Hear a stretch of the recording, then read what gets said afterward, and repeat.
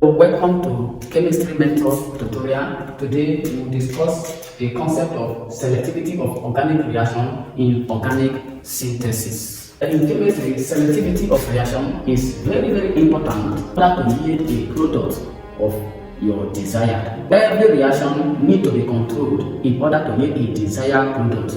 So the process of controlling a reaction in order to get a desired product is called selectivity. Majorly, we have three types of selectivity. The first one is called chemoselectivity.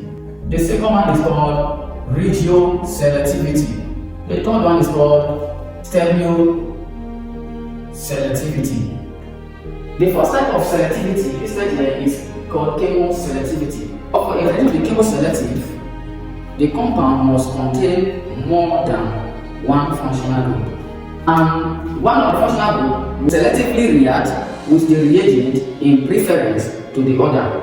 So type of selectivity whereby one functional group reacts with the reagent in preference to the other is called chemoselectivity. For example, look at the reaction below. Chemoselectivity. The sodium borohydride is a reducing agent, and it prefers to reduce this one than this one. So this type of reaction, that this reducing agent preferably reduce this functional group other than this one, is called chemoselectivity. An example of selectivity is the synthesis of paracetamol using 4-aminophenol and acetic anhydride in the presence of pyridine as a base. So in this reaction, the acetic anhydride, one equivalent of acetic anhydride, selectively acylates the amine group and leave the hydroxyl group. So this is also called chemoselectivity. Another type of selectivity is regioselectivity. Regioselectivity answers the question of where.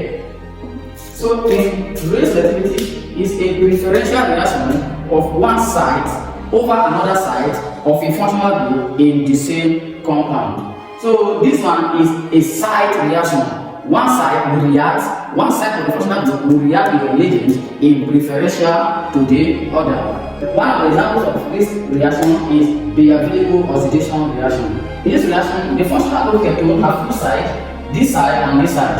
The reagent preferentially oxidize this side of the reaction instead of this side. So the preferential reaction of a side of a functional group over another side is called regioselectivity. Other examples of this selectivity is Birch reduction. So it's a reaction of a site over another site. So this one answers the question of where will the functional group react. But in chemoselectivity, it answers the question of which functional group will the reagent react with. The other type of selectivity is called stereoselectivity. Stereoselectivity is a type of selectivity that results in the formation of one enantiomer in preference to the other, as in preferentially one enantiomer. And in the recent development, it was found that a chiral catalyst is used to form or to obtain an enantiometrically pure compound. And this reactivity is important, especially in the production of drug, because different enantiomer of a chiral molecule have different biological activity. For example, there is two different structures. These two different structures are the same, but they are enantiomer.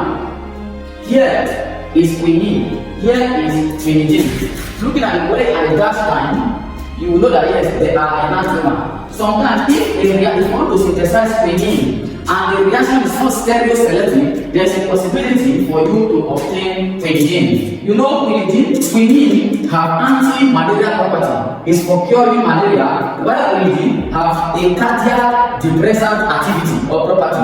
So it's for cardiac disease, cardiac problem, so it's for malaria, for curing malaria. So these are two enantiomers. So in stereoselectivity, it results to the formation of one enantiomer. Maybe in the synthesis, your desired product is to produce quinine. But if the reaction is stereoselective, there is a possibility you can produce quinidine, which have cardiac depressant activity. So in a nutshell, quinine and quinidine are two enantiomers. So in stereoselectivity, it only results in the formation of one of the enantiomer in preference to the other enantiomer. This is just a highlight of chemoselectivity, radioselectivity, and stereoselectivity. For more details concerning the reaction as well as the mechanism and further breakdown or explanation, please like and follow my page for more. Thank you.